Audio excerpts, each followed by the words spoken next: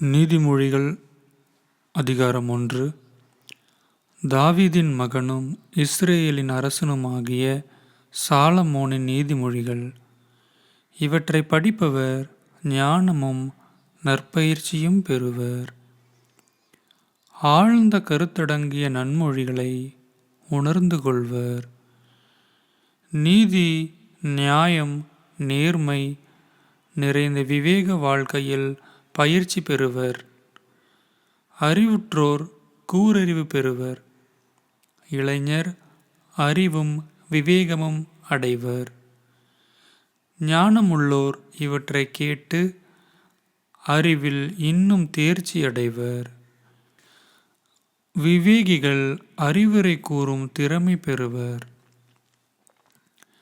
நீதிமொழிகளையும் உவமைகளையும் ஞானிகளின் நன்மொழிகளையும் புதிர்மொழிகளையும் அவர்கள் உயிர்த்துணர்வர். ஆண்டவரிடம் கொள்ளும் அச்சமே ஞானத்தின் தொடக்கம். ஞானத்தையும் நற்பயிற்சியும் மூடரே அவமதிப்பர்.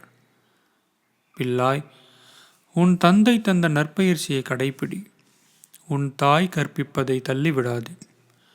அவை உன் தலைக்கு அணிமுடி, உன் கழுத்துக்கு மணிமாலை. பிள்ளாய், தீயவர்கள் உன்னை கவர்ச்சியூட்டி இழுப்பார்கள். நீ அவர்களுடன் போக இணங்காதே. அவர்கள் உன்னை பார்த்து, எங்களோடு வா, பதுங்கியிருந்து எவரையாவது கொள்வோம், யாரையாவது ஒரு அப்பாவியை ஒளிந்திருந்து தாக்குவோம். பாதாளத்தைப் போல நாம் அவர்களை உயிரோடு விழுங்குவோம். படுகுழிக்கு செல்வோரை அது விழுங்குவது போல நாமும் அவர்களை முழுமையாக விழுங்குவோம்.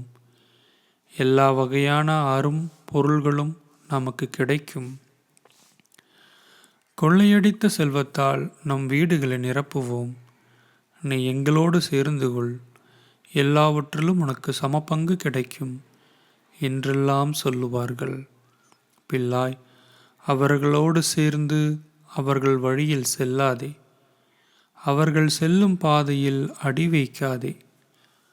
அவர்கள் கால்கள் தீங்கிழைக்க துடிக்கின்றன, இரத்தம் சிந்த விரைகின்றன.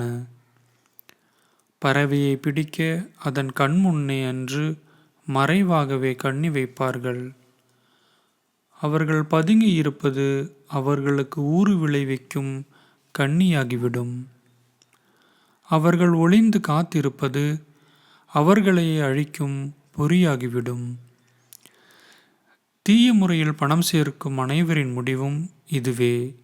அந்த பணம் தன்னை வைத்திருப்போரின் உயிரை குடித்துவிடும். ஞானம் வீதிகளிலிருந்து உரத்துக் கூறுகின்றது, பொதுவிடங்களிலிருந்து குரல் எழுப்புகின்றது, பரபரப்பு மிகுந்த தெருக்களிலிருந்து அழைக்கின்றது, நகர வாயிலிலிருந்து முழுங்குகின்றது. பேதையரே, நீங்கள் இன்னும் எவ்வளவு காலம் உங்கள் பேதமையில் உழல்வீர்கள்? இகழ்வார் இன்னும் எவ்வளவு காலம் இகழ்ச்சி செய்வதில் மகிழ்ச்சி காண்பர்? முட்டாள்கள் இன்னும் எவ்வளவு காலம் அறிவை வெறுப்புடன் நோக்குவார்கள்? என எச்சரிக்கையை கவனத்தில் கொள்வீர்களானால், நான் என் உள்ளத்தில் இருப்பதை உங்களுக்கு சொல்வேன், என் செய்தியை உங்களுக்கு தெரிவிப்பேன். நான் கூப்பிட்டேன், நீங்களோ செவிசாய்க்க மறுத்தீர்கள். உங்களை அரவணைக்க கை நீட்டினேன், எவரும் கவனிக்கவில்லை. என் அறிவுரைகளில் ஒன்றையும் பொருட்படுத்தவில்லை. என் எச்சரிக்கை அனைத்தையும் புறக்கணித்தீர்கள். ஆகையால் உங்களுக்கு இடுக்கண் வரும்போது நான் நகைப்பேன். உங்களுக்கு பெருங்கேடு விளையும் போது ஏளனம் செய்வேன். பேரிடர் உங்களை புயல் போல தாக்கும்போது, இடுக்கண் உங்களை சுழற்காற்றென அலைக்கழிக்கும் போது, துன்பமும் துயரமும் உங்களை சூழ்ந்து கொள்ளும்போது நான் எள்ளி நகையாடுவேன். அப்பொழுது நீங்கள் என்னை நோக்கி மன்றாடுவீர்கள், நான் பதிலளிக்க மாட்டேன். ஆவலோடு என்னை நாடுவீர்கள், ஏனெனில் நீங்கள் அறிவை வெறுத்தீர்கள். ஆண்டவரிடம் அச்சம் கொள்வதில் உங்களுக்கு விருப்பமில்லை. நீங்கள் என் அறிவுரையை ஏற்கவில்லை.